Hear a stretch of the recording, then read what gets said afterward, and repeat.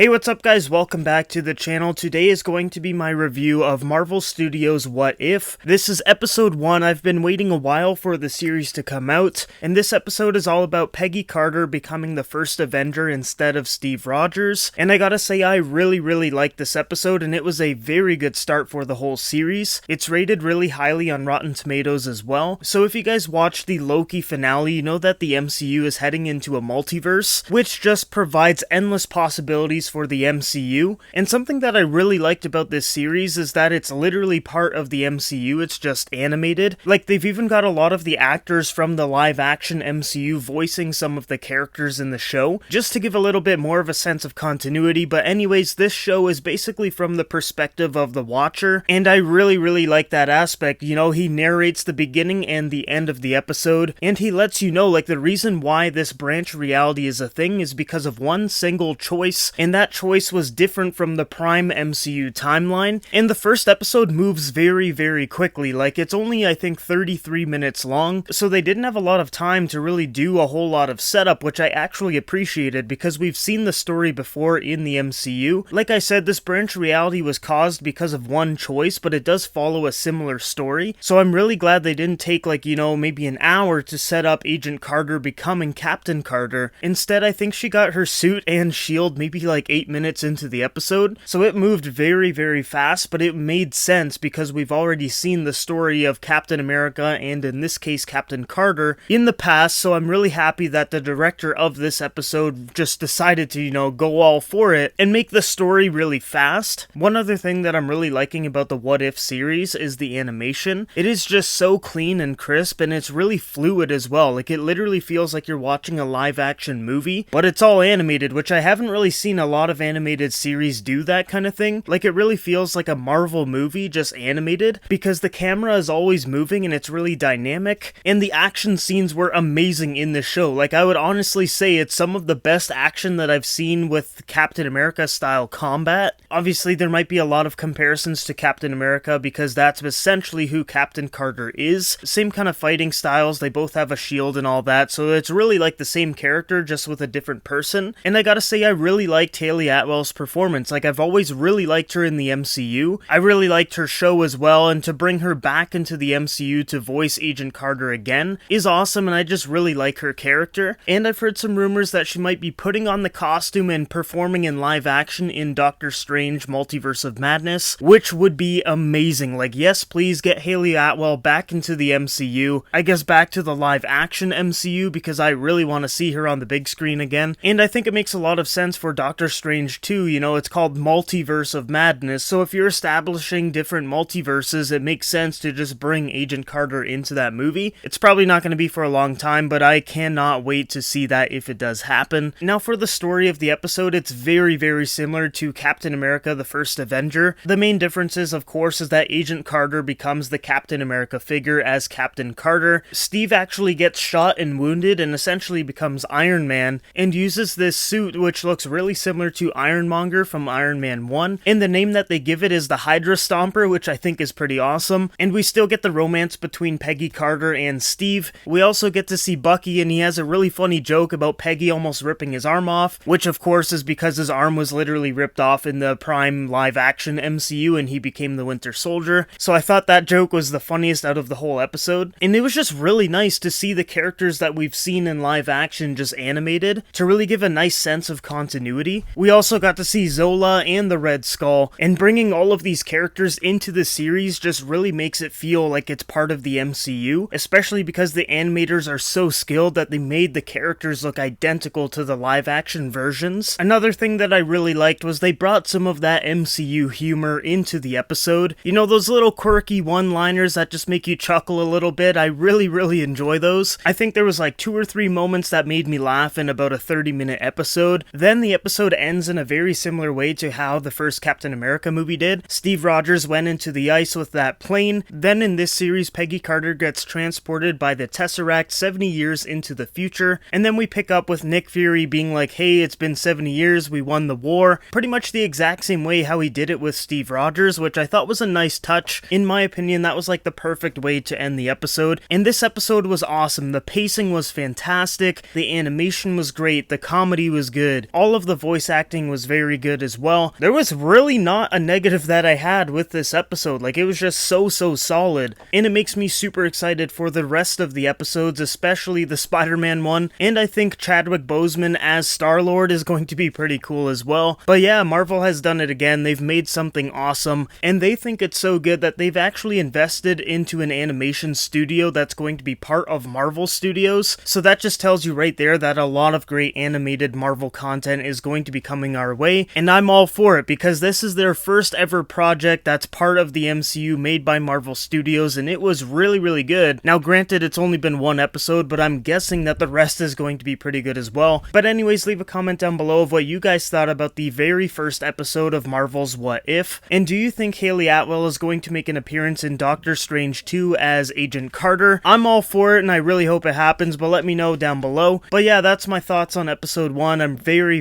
excited for episode 2 next week on Wednesday. I'll be making another review, of course, so if you guys enjoyed this one, make sure you like and subscribe and stay tuned for next week's episode. That is it from me. Thank you for watching. I hope you guys all have a great day, and I will see you guys in the next video.